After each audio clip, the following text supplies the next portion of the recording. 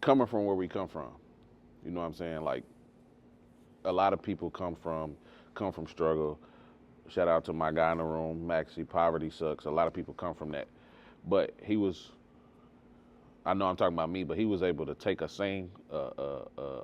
negative word and turn it into something so powerful. So for me, like I look at that and I say where I came from, right? Where I came from, it created me. It made me who I am. So I say all the time, shout out to my hard times. I don't think I would be who I am without the everyday struggles of life, the everyday struggles of poverty, the everyday struggles of being hungry, not having, you know what I mean, just depending on me and my two brothers and my cousin and a couple other people to just figure it out. So the everyday struggles of life really put a lot of abundance in my life because now I'm just so grateful for certain things, certain people, and certain situations. So that would be my answer. I think being able to tell the story, because being vulnerable and like really putting your heart out there, a lot of people fear that, but for me, it's been therapy for me. Um, so like losing as many people as I've lost, being able to carry their name still, um, has brought me so much. Like my whole brand is literally about the people's stories who not here no more. And so being able to be comfortable in telling the story and letting people know that, I'm hurt, I'm traumatized, I'm broken, but I'm still going. I think that set the foundation for my brands with an S. Just in general, everything is surrounded around the same thing: using adversity to make it, and not letting it hinder you from doing what you want to do. So, say that.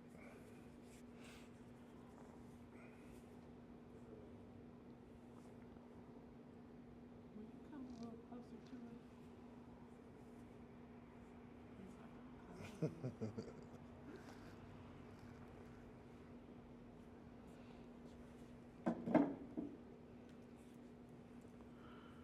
Struggle. We have struggles every day, so it's really hard to just narrow down something. Just maybe a music struggle, maybe just making sure that you're doing enough on a national level opposed to doing things on a local level as well. Figuring out that balance, figuring out how to balance a lifestyle in Indianapolis where you have businesses and things like that, and still knowing you have to be elsewhere in the world to be the biggest brand that you can be. Making sure that your businesses are running successfully. Those are like everyday struggles for me that arise, balancing out family time and business time, things of that nature. You know what I mean? Big agree. You know, I got a word one day at the beauty supply from a little Korean lady who was running into Connie's one day because they open at 8 instead of 9, so sometimes you got to go to that one. And I'm just rushing around and stuff like that. And the lady, she just looked at me and she must have known I needed a word. And she was like, you know what? Every day you have to fight to hold on to the light. And that stuck with me. That was a couple years ago, but I say it just about every day. Every day you have to fight. And I think when we get messed up in life is thinking that we shouldn't have struggles. Like we messed up for some reason if we have a struggle. And realizing that's not the case. Like you're not going to have a life free of trouble. You just have to. I just now take enjoyment in the fight. Like every day, I know that my existence, my joy is an act of resilience and rebellion. And I think if I was going to think of a specific, like real struggle, was when I was pregnant with my son, and I almost died. Like I wasn't ready for it. I was 22. I didn't know what I was getting myself into. I had a lot of medical issues, experienced a lot of medical racism. I had to fight to get medical care, but knowing I was fighting for him made me fight way harder than I would have for myself. So, yeah, I think that's my biggest thing is like I try to find enjoyment in it instead of just being like, oh man, why is this happening to me? It's like, no, it's like life isn't just happening to you, it's happening to everybody.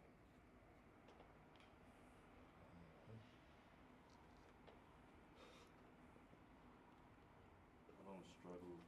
My mother's right there. Well, I mean, I appreciate that. I think there's other things that go on, things that I'm not aware of that I guess maybe you don't want to talk about it because I'm right here. Is that what that is? Well, these guys right here, that's what they're around for. So if you want to talk to them about something that's going on, they won't tell me, I guess. No, we won't. Anytime, bro. Anytime. No, we definitely ain't telling you. No, I'm just kidding. So, a struggle for me that I have found a way to bring some positive from is it's kind of tied to what you said about loss. Like going through losses has been a big struggle for me, and it was my first real experience with depression. And I know it sounds crazy to say that there's like positivity in depression, but I think that helped me to relate to people better. Because if I had never experienced it, I would never understand what they're feeling. And before that, I didn't get it. When people would say they were depressed, I'm like, okay, well, let's get up, it'll be okay. But then when you actually go through it yourself, it's like, it's not that easy. Okay. It's not that easy to just bounce back. And working through that process, it really, like, I appreciate going through the process of discovery and the process of understanding.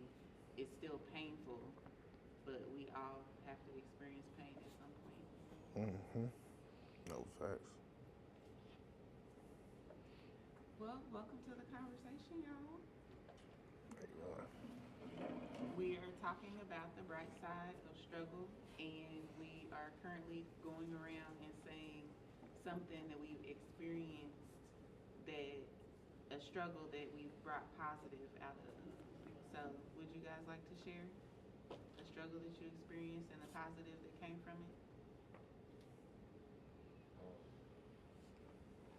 Well, I can say a few things that happened with me in my life in the younger years of my life.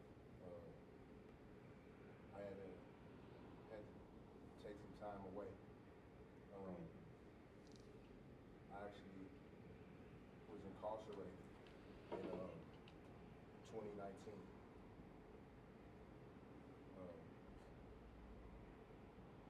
I got incarcerated in 2019, made some bad decisions, held myself accountable for everything that I did, served my time, paid my debt to society. But through that process, I gained a different sense of life and purpose. So me being taken away from my family and my responsibilities, my kids, gave me a different purpose in life. And now I'm working on creating a program to prevent incarceration for kids. So, and I feel like if I wouldn't have went through that situation, if I wouldn't have went through that struggle, that time, those bad decisions that I made, I wouldn't even be able to see my purpose for who I am and what I do today. So, just to share that, that was something that I went through briefly, but it's a bigger story to it, but it gave me another sense of purpose. So, the devil made it a bad, but God turned it for good. So, and I'm using that to push others, kids and youth to do the right thing today in life. So that's what I got to share.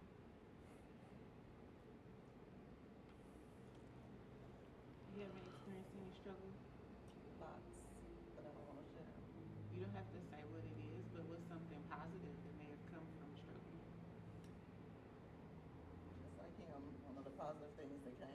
struggle is being able to help young people make better decisions, see a vision for their lives, to have positive attitudes and not to give up, and to look out for the people that, the warning signs, the flags, because not everybody is for you. Not everybody's clapping for you and want you to win, so you got to know what to share, when to share, and when to pull back, and when to walk away.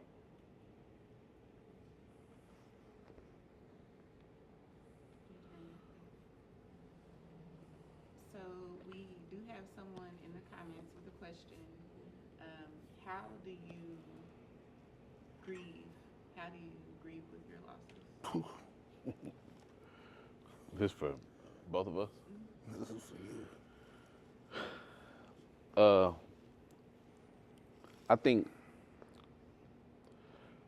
think grieving and healing are similar. And truthfully, and I know this is gonna sound crazy, but I don't really grieve.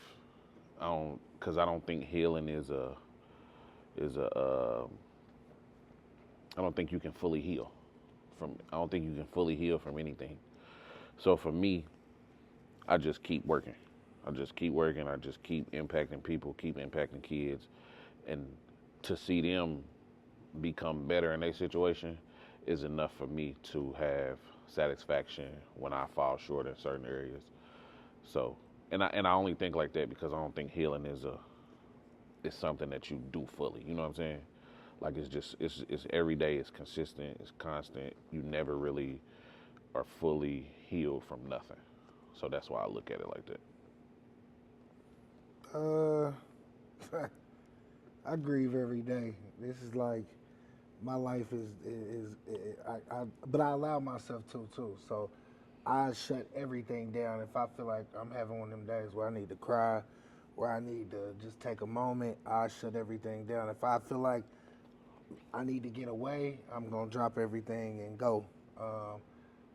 Just because I've experienced so many different losses, and some of them just is heavy. Well, all of them are heavy, but some of them are just like, man, you know.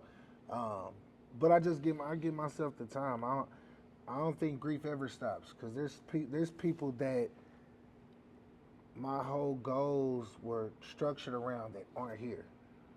And the fact that they not here and I keep accomplishing these goals is still that void there. No matter the level of success I get to, I always think about, man, like what if they was here, or what if my pops was here, we'd be doing this, or I post this boat every day and I got it tattooed on me, but it's still gonna be a void there when I'm on the boat because my dad ain't there, or my brother ain't there, or my best friend ain't there. So I just allow myself time to grieve, and then I get right back to it. But I also am very vulnerable with the kids that I serve when I am grieving. So like, yeah, I had a rough day today. I woke up crying, and they like, okay. But we human. You know, that's a human experience. It don't make you soft. It's just you're a human, and you're experiencing great pain. So like he said, I don't think you're ever fully healed. I think you heal enough to keep moving. But you got to create things that allow you those good moments. So I actually just had this conversation with my wife about Thanksgiving. Thanksgiving was her dad's favorite holiday, and she doesn't like it. So I'm like, well, let's create something around it to represent your dad, because him not being there is what's making you not like it. But if we do something maybe the day before or the day after to get everybody together, it makes this day kind of a little more normal in a sense. You know what I mean? So I think just finding ways to do things that work for you when you're feeling it, but allow yourself to feel those emotions and then do what you do to take care of yourself. Does anybody else want to share about how you handle grief, loss? So what do you? Oh, I can share. Okay. It's like I cry a bunch. Like crying, I like did research into crying, like why we cry, and it helps to regulate your nervous system. Mm-hmm. So, in growing up, you talk, don't cry, don't cry, don't cry, because people don't want to see you upset, but you need that catharsis. And you know, I mean, keep crying, but like get it out. And also, a lot of times, art. Like a lot of times, taking that and putting it on the canvas. This is gonna be my first holiday without my grandmother, and I want to do a portrait of her because I want to remember her. And there is gonna be that sadness there, but there's also that joy. And because if she wasn't a wonderful person, if she died, I wouldn't care. Like, so I don't want to not feel the grief, but I don't want it to just be negative. So, and I heard one of my clients had told me this week, like, forgetting isn't healing. And a lot of times that's what people want to do. You want to forget the pain, but that's not going to help. Yesterday, we had lunch with Dr. Eddie Cloud, and one of the things that he said is you have to have the courage to forget and the courage to remember.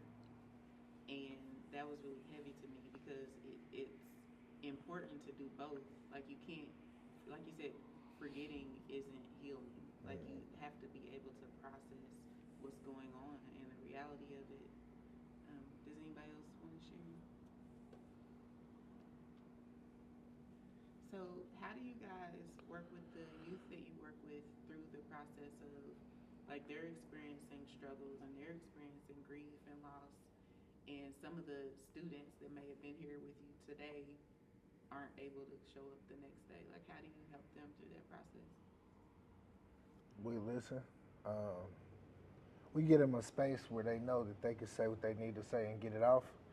But also we have different activities that, you know, we allow them a chance to write a letter to the person that they miss, or whatever the situation may be. We got different activities that we allow them to do that are kind of like push them towards like a healing process, getting it off, like not holding it in.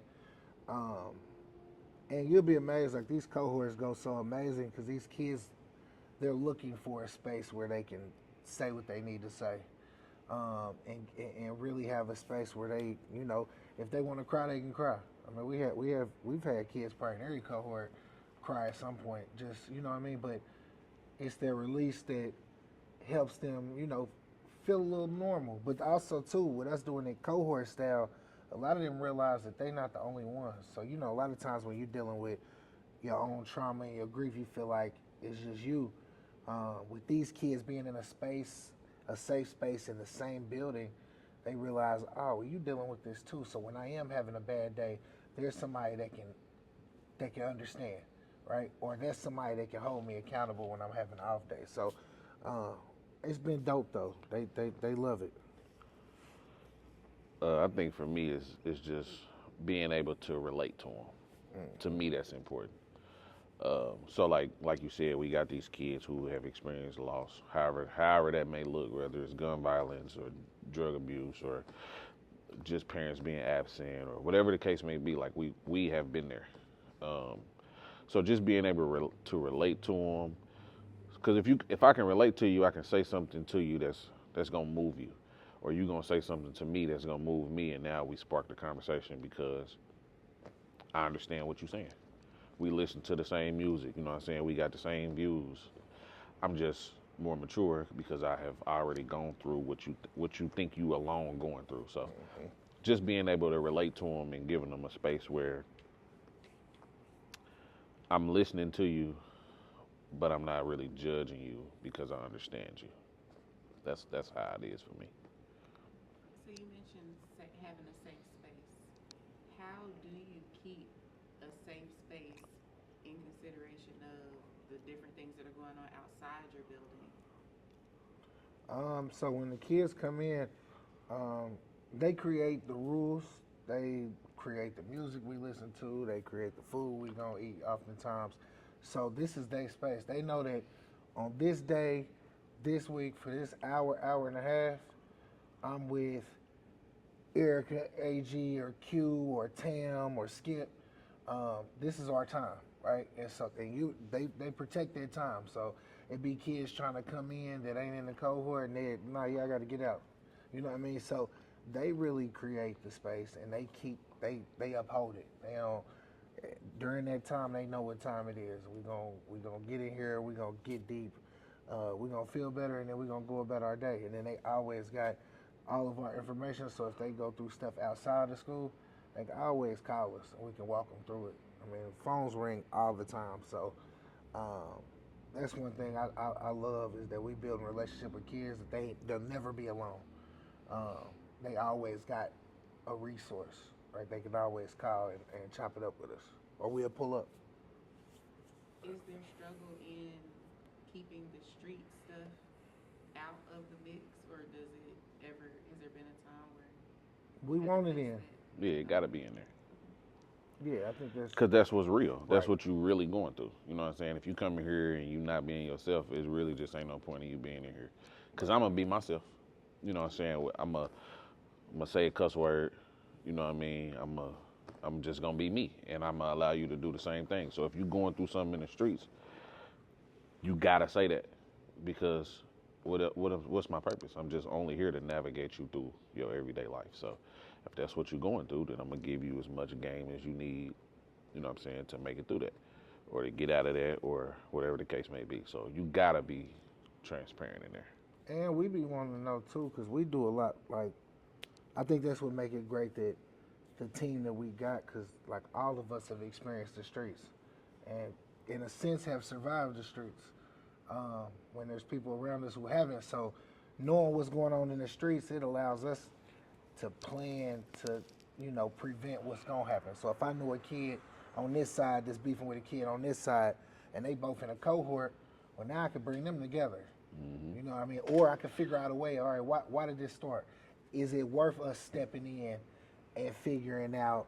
All right, can we can we have a conversation to figure out? Can we get rid of like this beef that's going on? Because what's gonna end up happening is oftentimes somebody gonna die. And so if we can facilitate a conversation and figure out, all right, so how did this happen? All right, cool. Well, then we'll have y'all talking, and you can go talk to your people, you go talk to your people, and that's what we would hope. But we gonna try for sure. And it's happened. Yeah. Like, he ain't just like, that's not an example. That's like that really went on. You know what I'm Yeah. saying? Like, that really happened for real. Yeah, no, for just a whole lot of like behind the scenes stuff that we would never show people. They see the cohorts and the kids and the jackets, but they don't know we really in the streets trying to save these kids' lives, or really kind of teach them how to move. Like, cause if you got real smoke, then don't go that way. You gotta kind of, in order to avoid the beef, you gotta be out the way of the beef. And so we do that, I mean, a lot. So I think that's the other side that people, but that's not something they need to see. You know what I mean? When they seeing kids dying, I hope people know that we really on calls, we pulling up, we doing a whole lot of different things to try to avoid what's going on. But sometimes it's out of our control. And I've lost 23 kids to gun violence in the last 4 years. So we don't take it lightly. Like, nobody does it. Even my wife don't always know what's going on, but then she builds a relationship through me with the kids, and she'll ask how they doing, even when I ain't thinking like, hold on, let me go ahead and check. You know what I'm saying? So, yeah, we just do a whole lot. Yeah, it's a lot. How do you stay up in your work, especially when you experience those kind of losses? How do you stay up for the other kids and for your own families? Oof. I don't know. I sometimes I Do be you thinking have a crazy. choice? Yeah, Do you got a choice? Yeah, I think there's some people that are called, right? And so a lot of the stuff that we deal with mentally and be hurting from, we supposed to be, we got to be them people. And I think I wake up every day. My kids and my wife, I get a refresher waking up. But I know I'm about to go out here and battle these streets and do what I need to do to help these kids. And when it get too heavy, they know, right? So they'll make sure that I'm cool. But I think we don't have no choice. Like, we got to keep going. Like I said, they really destroyed me. But I knew that even though it was 23, not diminishing that, it's thousands that I could keep helping and carrying their names too, and learning what I could have done different, or helping them to avoid it by telling their story. So I don't know. I think That's really it, though. Like, you kind of stay up because you understand that as much loss as you experience, you also have, well, like we've raised money for a kid to go to college because he didn't have it to go to school, or we've talked other kids into going to school, or you know what I'm saying, teaching kids how to cut hair or whatever the case may be. I done brought kids to Maxi Shop and let him explain his whole process and all that. So it's like that's how you keep going. Like despite all the losses, it's just what the struggle is. Like you know what I'm saying. Like it's really just that. Like you're gonna experience struggles, but you got to keep going because it's a upside to it. So how do you face the struggle of being yourself at all times? That ain't a struggle for me. Not no more. That ain't never been a struggle for me. How do you stop it from being a struggle? Because I know sometimes there's like almost a reflex amongst our people to think you need a code switch when you're going to certain rooms and things like that. How do you deal with it? I just never cared, to be honest. Like I never. I know that I've probably missed opportunities being who I am. Like a lot of people think that I'm just like extremely stoic and mean and standoffish and aggressive, and I probably am, but so you know what I'm saying, it's just how I am, you know what I mean? Like it is what it is. I think I had to believe in my value, um, but it came from me knowing I had a gift with the work. So if you invite me somewhere, it's because you see the value. Now we bosses, you know what I'm saying? We kind of, if I can't come and be myself, I don't want the opportunity anyway. And he'll tell you like I'm real firm on that. Nah, we not like nah, it's not. We trying to do it our way, and our way is going to work. Um, and I don't want to like I thought code switching was something that was good to do, but in a sense, code switching kind of takes the you away from you. Yeah, And I don't want to. cool. Nah, if I can't come in and dress comfortable and have tattoos on my hands, and the other part of it is a lot of people who are making decisions for kids, but it ain't nobody that look like these kids in the room, and so that's the value. Y'all. You may not come from where I come from and seen what I've seen, so my value in this room, in this space, that's about these babies that come from where I'm from and been through where I've been through. It make me super important in this room. And then I'm gonna bring some babies with me that's from the trenches, that so they can tell you how different it is now. But we gotta a calling, and we gotta be the people that step in these rooms and make these folks uncomfortable if they ain't never seen nobody that look like us. And it's enough.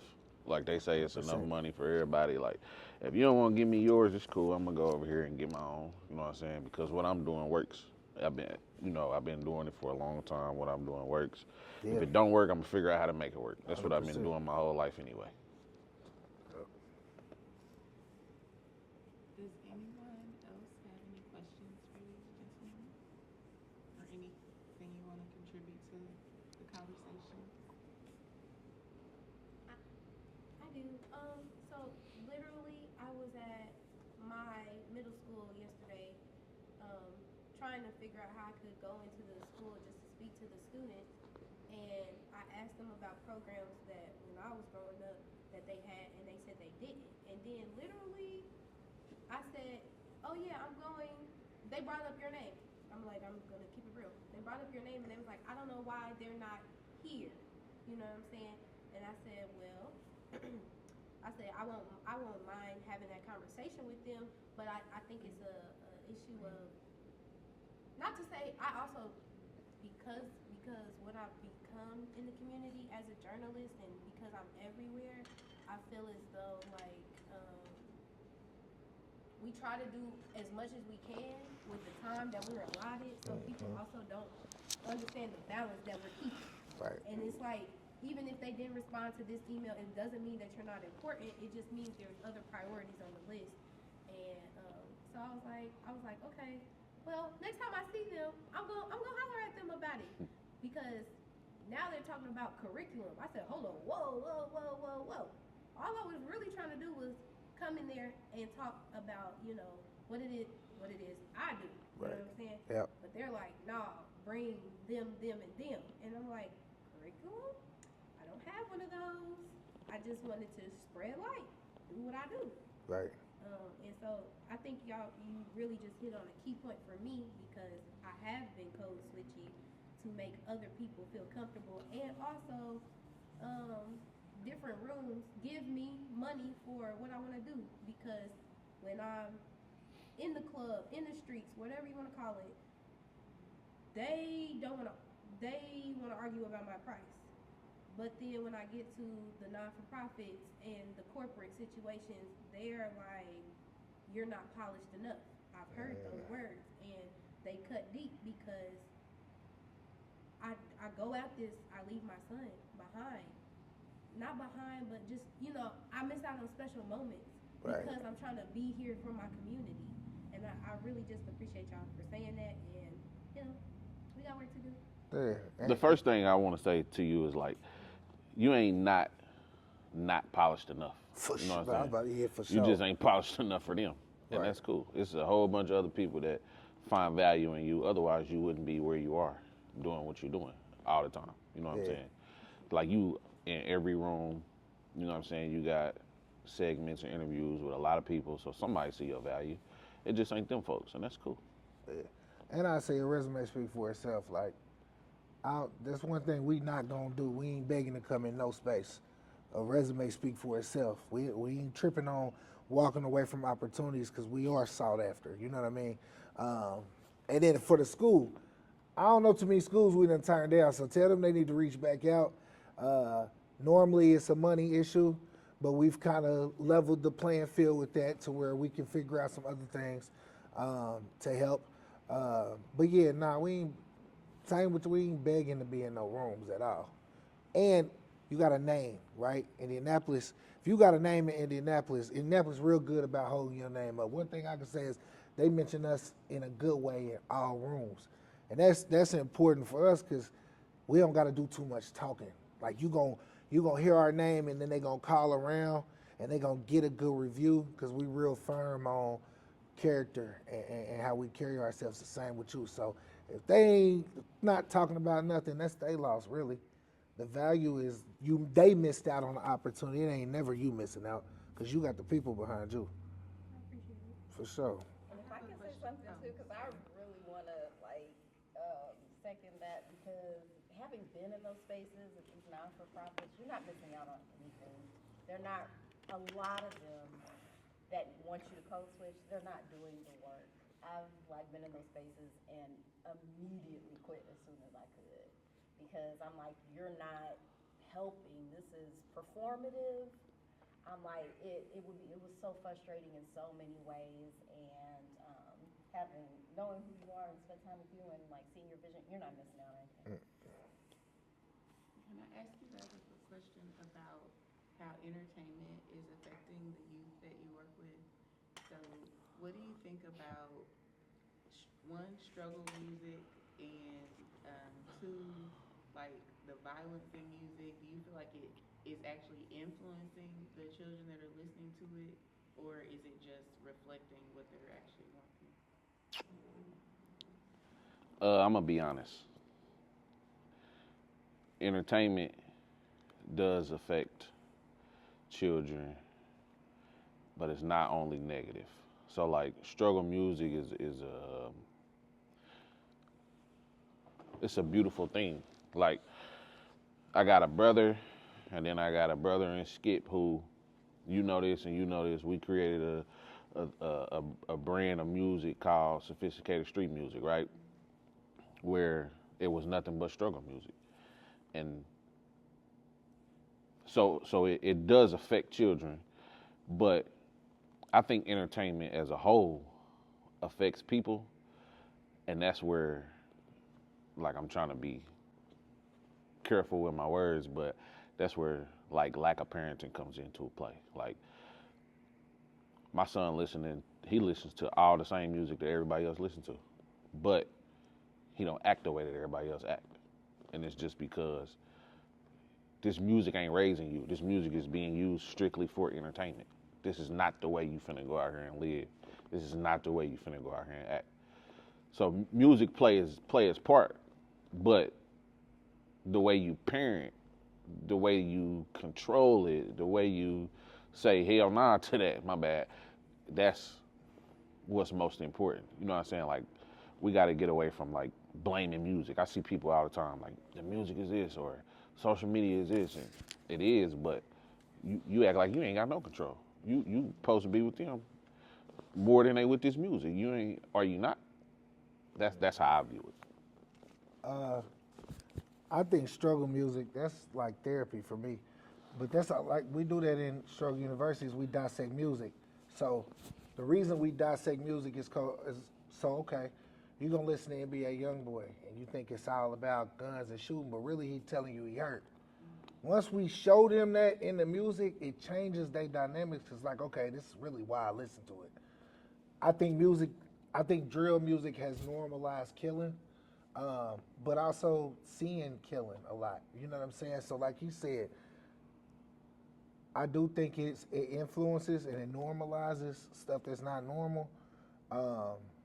But at the same time too, you gotta be with your kids. If they gonna listen to it, you need to listen to it with them and explain what they're talking about. Cause yeah, he might be talking about killing somebody, but what did it stem from? His best friend died. Now he hurt. Or his daddy died and now he hurt. And so now he's telling you that his emotions in this music is from the pain he experienced. So I think that's on us. And I'm the same way with any issue. I think we put a lot of blame on issues that we gotta start taking back. Like, we gotta take our power back. Yeah, the world is racist, but we gotta come together and fix our issues too. You feel what I'm saying? With these kids, yeah, they killing each other. But we gotta step in early. Like, I remember me and bro, we kept seeing these pictures of these kids throwing up signs in pictures or doing this in pictures. And parents were sharing these pictures. Well, if this is an imaginary gun in the picture, it's gonna eventually become real. And then when they die or something, they go to jail and the parent is hurt, you could have avoided this then. But prior to this, my mama never let me do this. You know what I'm saying? And even when I was throwing up my hood in different pictures, she always asked, like, what you doing? Right? We got to get back to that. We got to get back to checking it before it happens and before we get to complaining when it do happen, because it's inevitable. You got if he like this in a picture and he in the right environment, that's going to become a gun because they all got guns. So I think we gotta kind of take our power back. Entertainment is entertainment, but parenting is the foundation of a kid. Even deeper than that for me is like, we service a lot of kids, you know, in the hood, right? Your son is 18. What's the legal age to get a gun permit? Whatever their legal age is, or a driver's license. A lot of problems come because you got a gun, because you ain't got no license. Get your kid a license, bro. It's free. Damn. You live in the hood. You got guns in your house. And there's nothing wrong with carrying a gun. It's No. nothing wrong with it, Like, but get them a license. It's demonized depending on who's carrying a gun, how 100%. they're carrying a gun, how they're going about it, things of that nature. Just like entertainment is supposed to be entertainment. I watch anime, I watch movies, all Right. of that, and I see the most vicious, the most craziest stuff in these cartoons. I see the craziest stuff in all these movies that we watch. They cuss on TV now. Right. You feel me? Like, Yep. the world is different. Everything's changed. So you got to do your part of being accountable as being a leader, as being someone of your community. You know what I'm saying? You For don't sure. have others coming behind you. So Right. you know, and y'all was talking about, it was a question y'all was talking about before this one. What was it? About Struggle music. You know. Before that one. What's that, Slim? Oh, Code switching. Code switching. That's a tricky one. Because it depends on what you're trying to get accomplished and things of that nature. Because sometimes you have to move accordingly to handle certain business. 100%. And I don't look at that as code switching. I understand what code switching is too. Right. But I don't want anybody to listen to that and feel like being yourself is going to always, like, I know what you're saying. you Though. have me to be too. adaptable in For this sure. world that we live in as well. Right. I know what you're saying. And Yeah. that don't mean change who you are. It just depends on what you're trying to get accomplished. When that room might not be for you, Right. but it might be for you. 100%. Depending on what you're trying to get accomplished. sure. And you don't make all the rules in this world. Right. So sometimes you have to move accordingly to get things accomplished. 100%. For sure. So you have to know who you are and know if you're willing to. Am I lessing myself by when I get in this room and handling this business? And if I am, then you got to figure that out with yourself. 100%. You feel me? Yeah. And if you're not, then that's not code switching. Right. And if you're doing something to bring back to your community to make it a greater something, then it's just about what you're trying to get accomplished. You feel me? 100%. You're not gonna be able to get into every room yourself, and certain things you ain't got a code switch for, because if you're a good person and you build certain relationships, somebody you know may be in that room already. That's what I'm saying. Yeah. You feel me? So it's just about what you want to get accomplished in this life. And when I say code switching, it's exactly that. So I'm not stepping outside of myself to fit in this room. I'm presenting myself the way I want to be presented in this space, regardless of the space. So it's never about y'all. It's always about me. So code switching, what I said is, I'm not going to change who I am internally for opportunity. I'm going to present myself, and if it works out, right? But if I step in a room and I want to, I want to look good for me, then I'm going to look good for me. But I'm not going to say, hey, yeah, I'm about to go spend all my money to fit a room that I'm doing that for y'all. It's all about, for me, it's all about like taking your power back, right? Believing in yourself more. You don't never got to switch anything. If you believe in yourself, the way you present yourself is because you believe in yourself. And yeah, I'm not going to come, the way I talk to you right here, I'm not going to go in a room because they not me and you. But it's more about me and your relationship and me not knowing these people than anything. You get what I'm saying? So absolutely right. No, I'm But with that's you. just, to me, that's just knowing how to present yourself. You know what I'm 100%. saying? The conversations and how I talk on the phone to him, it ain't gonna be the same as I got on here on this camera. Right. But at the same time, I'm still me. I'm not changing my voice. I'm not doing none of that. I'm just gonna show up as me, but I can articulate myself. I got enough vocabulary to not use profanity. That's what that is to Right. me. You step in a room and you be a grown man, or you step in a room and you just be one of the guys to your people. But coach, I just ain't doing it like ever. But I'm just gonna be me. Yeah. Do you guys think that if you're saying you break down the music and the music can become therapy, even artists that people assume are all negative, do you think that censorship is actually harmful because the music that people are trying to censor is actually helping people? I think it's situational. I don't think any form of like, I don't say any form of censorship. I think that when a young person gets a certain age, they're going to hear it. I would much rather them hear it with me than go somewhere and learn it from somebody else. And why I say it's therapy for me. So when my dad got killed, Boosie came out with a song called Miss You. In the second verse, he said, home alone. He said something like, home alone, all alone, and he misses daddy. Pressure on him all his life to get his daddy killer. To me, that spoke directly to my situation in that moment. And it was like, wow, somebody else must have had to go through this for them to feel that. You feel what I'm saying? And so that's why it's therapy for me. And that's why we dissect it, is because kids don't even know why they go to ride wave when they feel a certain way, right? They don't know that the vibrations and what he's saying and the pain music is really, you're listening to it as a coping mechanism. So censoring it, I think you take away that power to relate to. I think they just gotta learn what it really is, right? Like I said, like YoungBoy. YoungBoy got a song called "Lonely Child." It'll break anybody down that's really have experienced any type of adversity, anything, right? It's really craziest mental health song you can listen to. But most people will look at YoungBoy and be like, "Ah, man, he's a detriment," right? There's that side, but if these kids know what to pull from it and what not to, then it's not gonna be as bad as people are making it anyway. So in terms of going back to the pictures and sharing and the getting a gun permit and things like that, so do you stop and ask the children why they have the guns in the first place? And what kind of responses do you get? Yeah, we ask all the time. The answer is I need it. You know what I'm saying? I don't want to die.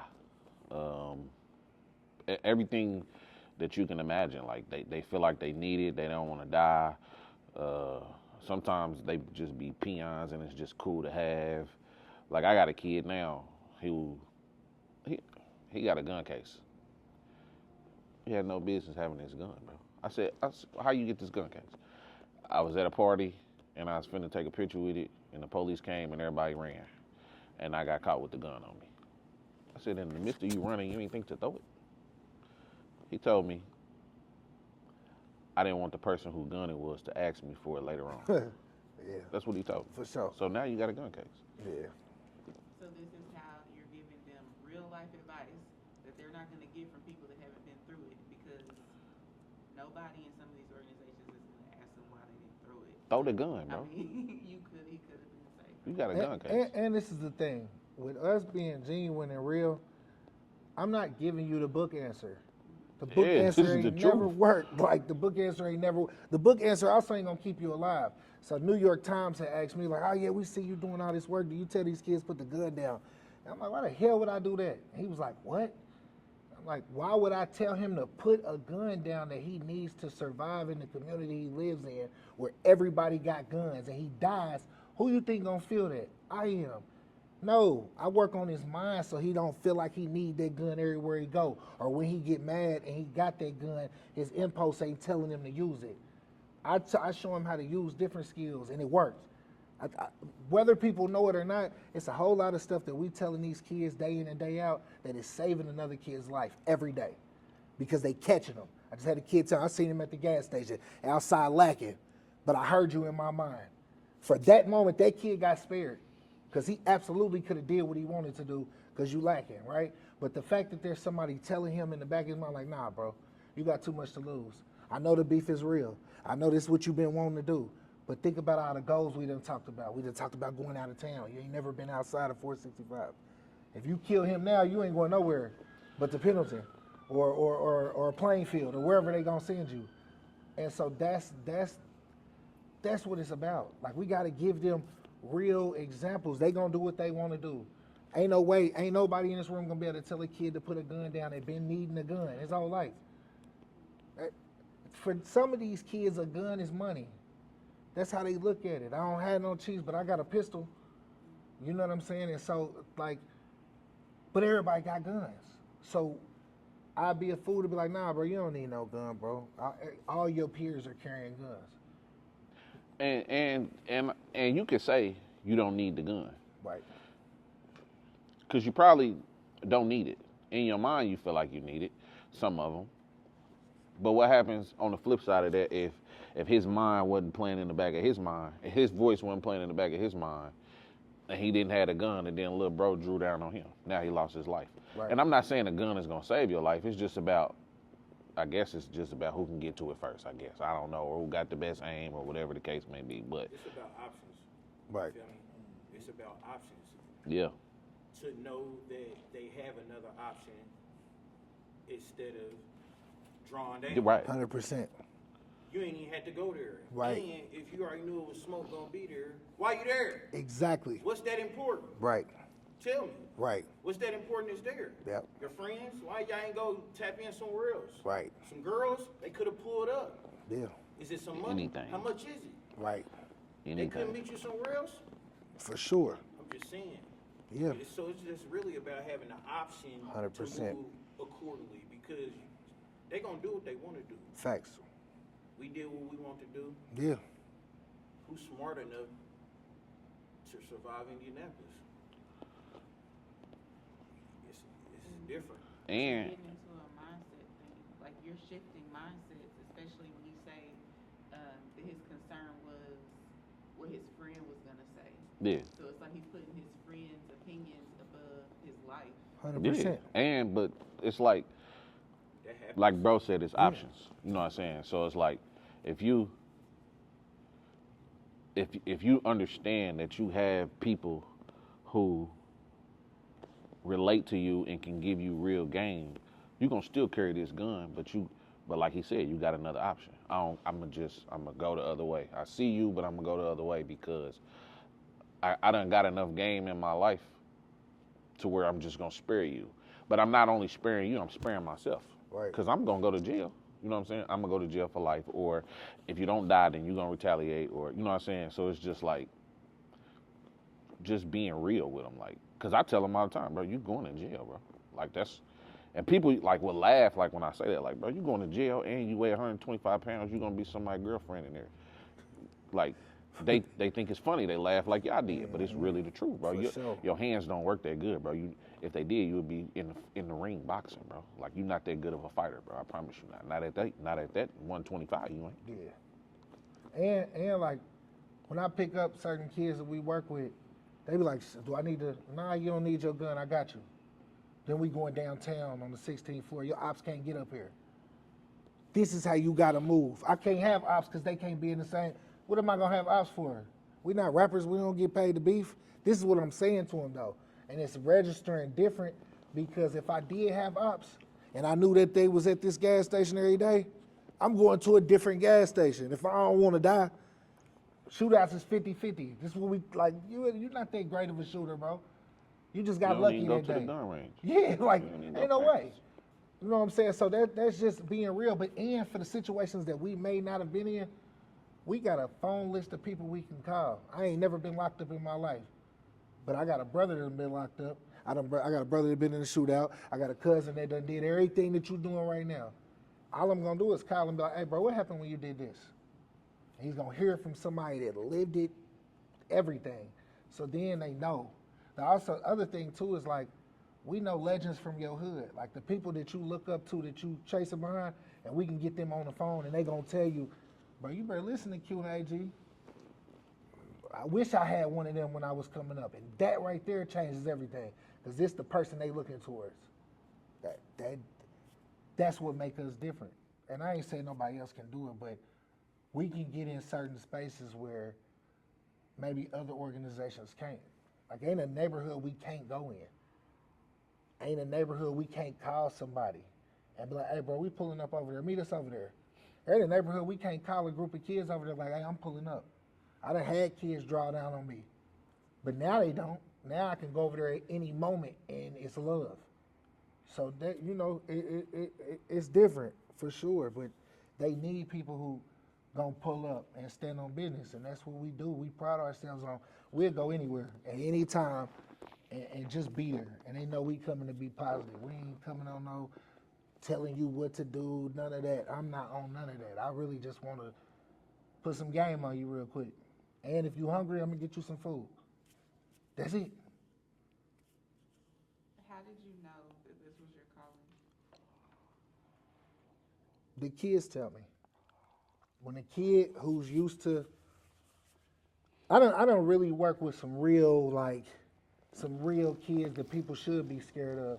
But once I work with them and realize they just hurt kids, it hit different. And they tell me, like, bro, I ain't gonna lie, you really saved my life. Or bro, you really changed my life. I can call a kid right now who would tell you, like, bro, I really was on that. And then when I caught that murder charge and you mentored me through them 2-3 years that I was sitting, and then I beat the case because I wasn't there, bro, you changed my whole mind. He moved out of town. He just came back from Hawaii. This a kid from Moeller.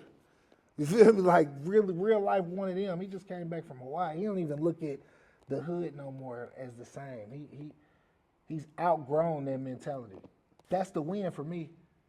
I got another kid that's in prison right now. Although he just went back, I'm on a cruise to the Bahamas, but he on the phone. I'm on a prison call outside. And he like, man, where you at? I'm in the Bahamas. He said, bro, I promise I can't wait to do everything the right way so we can go to the Bahamas. That's a win. He from Moeller. He not looking Bahamas. He don't even go out east because he know what time it is. He talking about leaving the country. Those are the wins because they thinking different. That's what shows me I was made for this. And my story aligns with it. Like I beat the statistics. I was supposed to go to prison. I was supposed to die. I didn't. I became successful. I put my people on. I'm they real big homie. They don't got big homies. We the big homies. And we don't take it lightly. I think for me it's because we did it so long for free.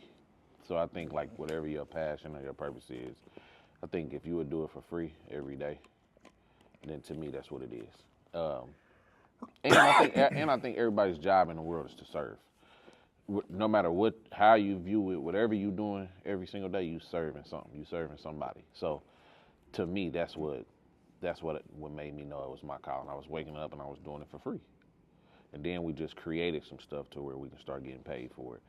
But the payment ain't really that big of a deal to me.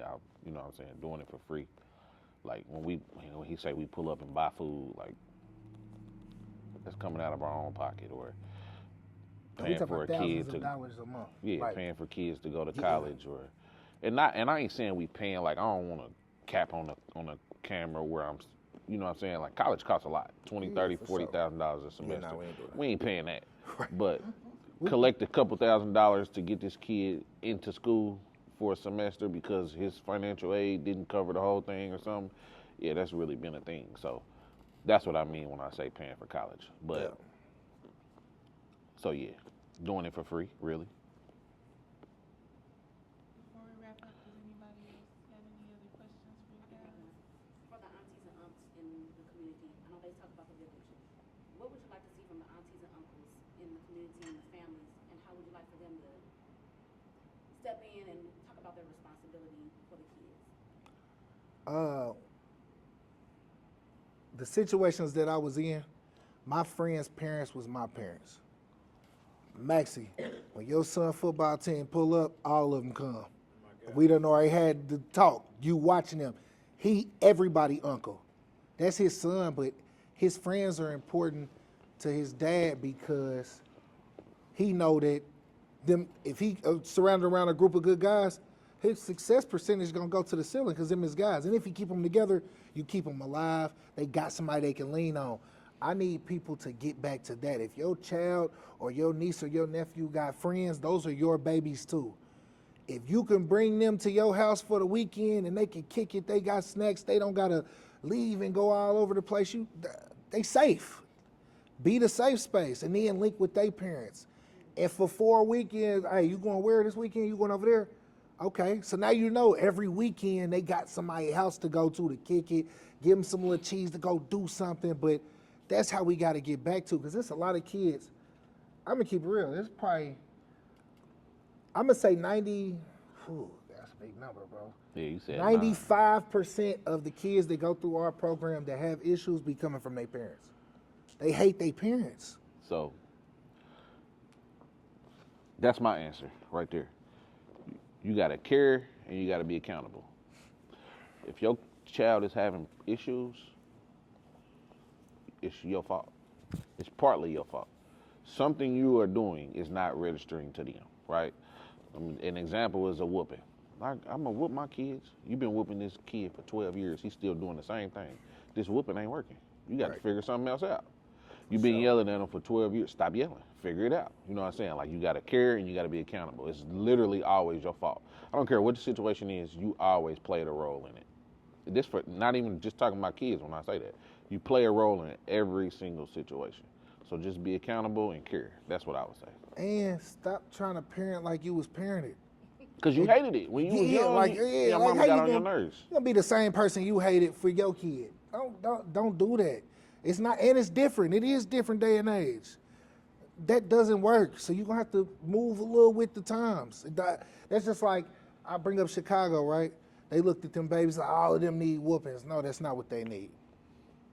And should nobody be making no statuses about no kids in Chicago when your kids don't even like you? So they one conversation away from you triggering them so they can attack somebody else. We can't keep doing that. So no, if your parent if your kid don't even like you, stop talking about what other people's parents do, kids is doing, because your kid one decision away from being on a video. But the accountable piece to that is they don't even know their kids don't like them. You know what I'm saying?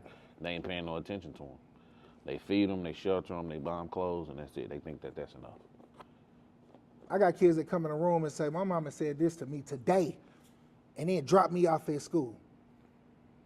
So you gonna say this demeaning stuff to a child, drop them off at school and want them to have a good day?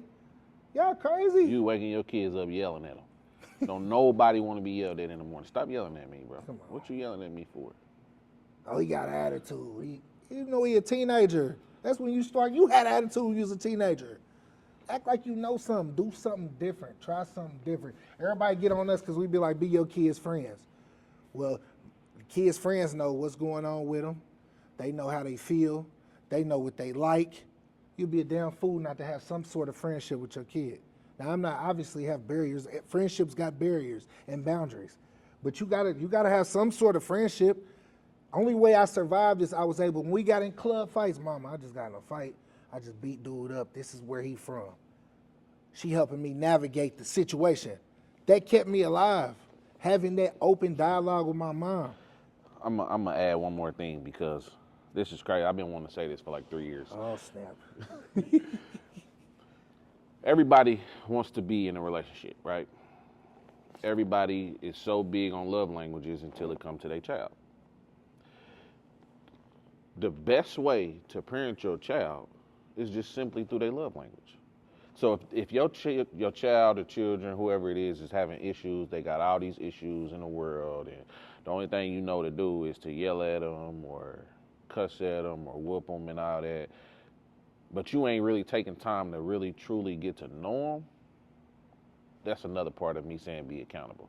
Because if you dating somebody, everybody want to know what's your love language. I want to treat, you know what I'm saying? Like, it's big to you. Why it don't matter to them? Love language ain't nothing but how you treat somebody.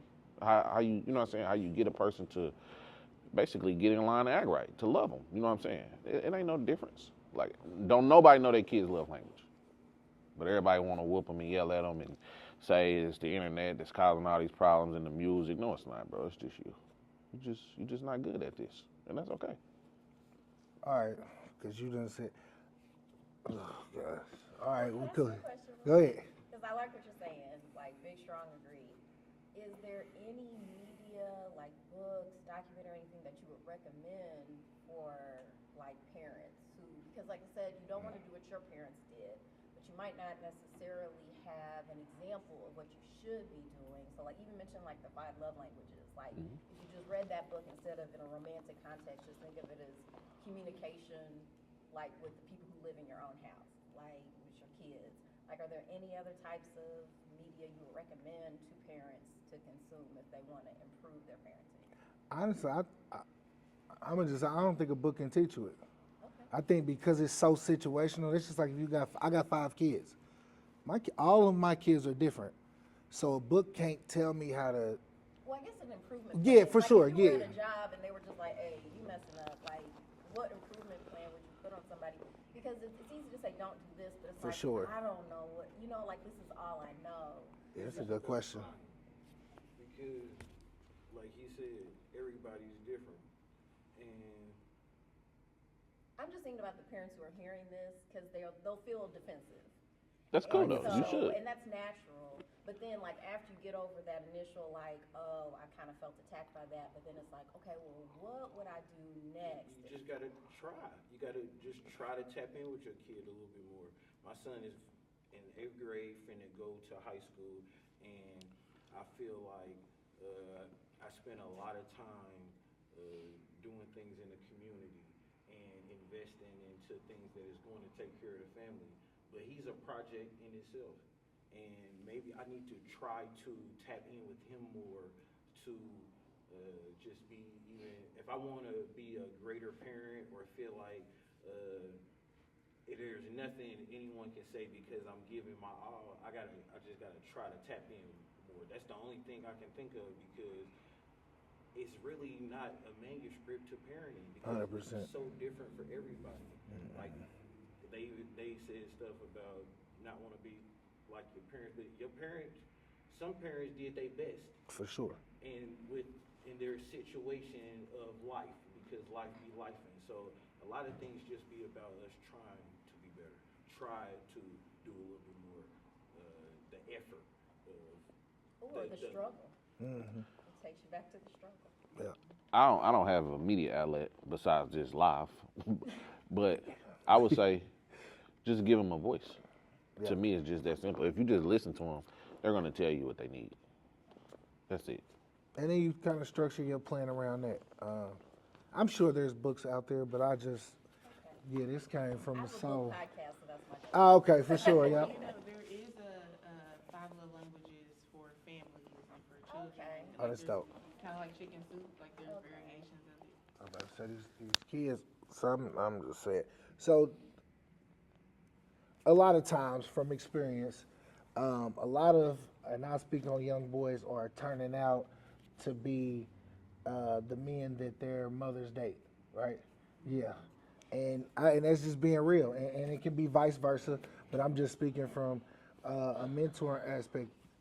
Kids got to be around positive people, positive support, somebody to look up to.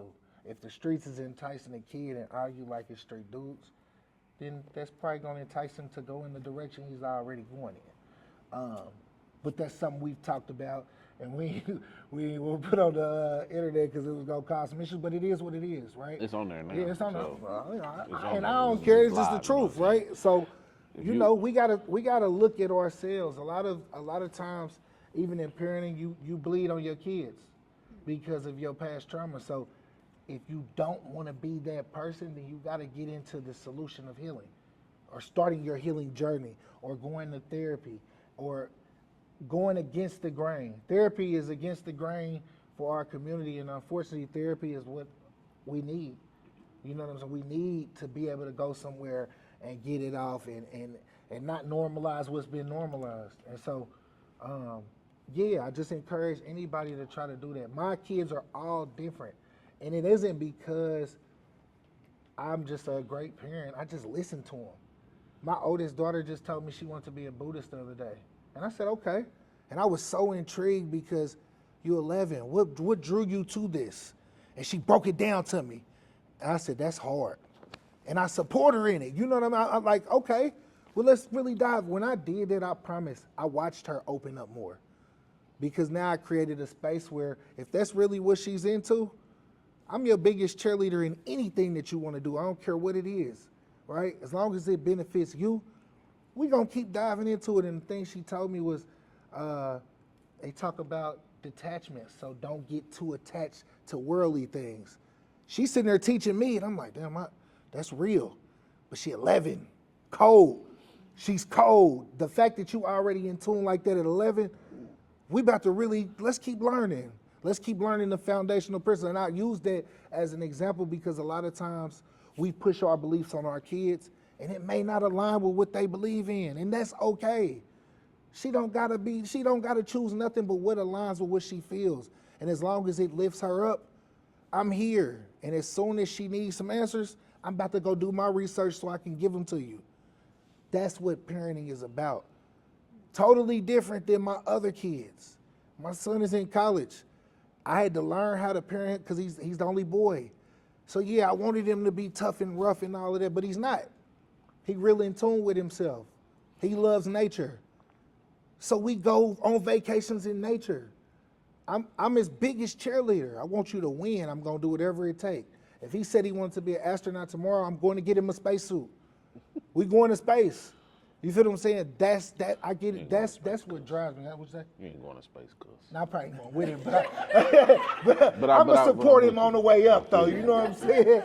But that's what I'm saying. Like, I really like, because I know what I didn't have, and I know what I needed. And so I had to become what I needed. And that's what I do for not only my children at home, but I try to be it for my wife, and I try to be it for the community. I got a question. So, like, the work that y'all do, I definitely appreciate y'all, that I've seen the impact that y'all have on the community in so many different areas, and pouring into people, constantly dealing with different energies, and dealing with a lot of the kids and their families' trauma. How do you balance that and recharge? Like, what is it? Somebody or an elder or somebody that you go to recharge for you to give all this energy out to the community? Is it something that you do that that recharges you for you to stay motivated doing what you do? I guess just relax for me. Like my son, he hoop, and taking him to training every day or going to a basketball game, that's literally enough for me to just be okay the next day. It sounds cliche and it sounds crazy or corny or whatever, but that's literally just enough for me. That's all I really do. Like when I clock out, he got a training, he got a game, or we going to a game or whatever. That'd just be enough for me. I don't really do too much outside of that besides read, write, you know what I'm saying, listen to music or something, but I don't have a lot of self-care things to do. I don't do well with self-care either. My wife would tell you she be forcing me to go do something for me. Just like after this, I'm going to get a massage because it's time. But I travel a lot, so I go to the ocean is my safe space. So I'll go to Fort Lauderdale, Miami a little dirty. I like clean, the water you can see the bottom of. But I go hop in the ocean, and it's something magical about going and see the water and being around the water that kind of rejuvenates me. And so I travel. I try to get up. I try to get outside of here because the real thing is that within 465, it's a lot of my trauma lies everywhere, so I can't get away from it, right? There's people that I love that have died on every side of town that I ride past every day, and that still matters, right? And most people are like, I still gotta go, but like when my dad got killed on Arlington, I avoided Arlington for years. I didn't want to ever go down this street. Now I'm different. I can go down Arlington. I can stand where he passed away at and do all that, but I think you gotta remove yourself sometimes. And figure out what works for you. Like a massage, like that rejuvenates me. That may take me another month, right? Sound crazy, but I don't do well with self-care. So when I do it, it's heavy when I actually am able to go do it. And so I take that extremely serious. And people, anybody doing this work, please take care of yourself because it will destroy you if you allow it to. I appreciate your time today. Absolutely. We've been talking for a little bit, and every minute of it has been gems and jewels. Appreciate you. So we're gonna come together on December the 6th and dig a little deeper into this parenting conversation. So I look forward to joining you guys there. Any contact info you wanna leave or anything? Big Speaker AG on Instagram, Struggle University everywhere. Aaron Green on Facebook. Just holler at me.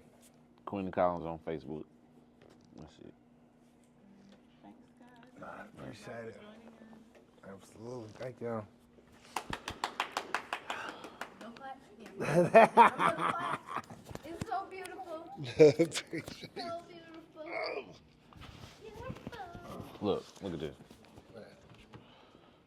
This is still recorded.